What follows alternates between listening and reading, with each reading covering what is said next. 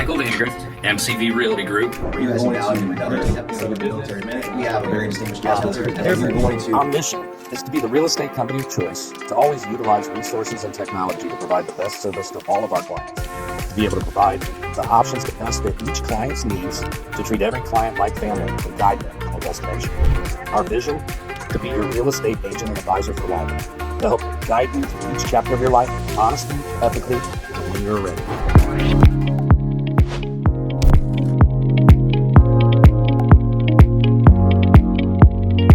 Hello, everyone. Welcome back to another edition of 3Rivers Market Report. Michael Vandegrift, MCV Realty, and I am bold today, as you can see on my shirt here. Market showing more down arrows than up, but as always, we want to be unbiased. I want to report the market in an unbiased way as best as possible, as objectively as possible. We did see active available homes up 2%, so we've got a little more inventory for those buyers. Still got a competitive market. I know we just got 2 accepted offers over the last couple days, and we were in competition with others, but we still were able to get them both under asking because of the terms we wrote. So make sure you got somebody on your side like myself that knows how to write a competitive offer to help you win. We do see the active available homes up 20% year over year. New listings came in down 9% week over week, down just less than 1% year over year. Solds came in down just 1% week over week, up 2% year over year. Pendings came in down 5% week over week, down 7% year over year. Median sale price week over week came in at $247,750, up 1% versus last year at this time for the week. We're seeing last 12 months median about $242,000, which versus last year's numbers looking about 5% up. So we're showing about 5% appreciation this year over the last 12 months. Days on market sped up a little bit. The number went down, but that actually means that it's sped up. So the market did speed up a little bit to 26 average days on market, 10 median, which is still a really fast market historically. Not as fast as we've seen in the past back in 2022 in the peak where it was down to 3 days median.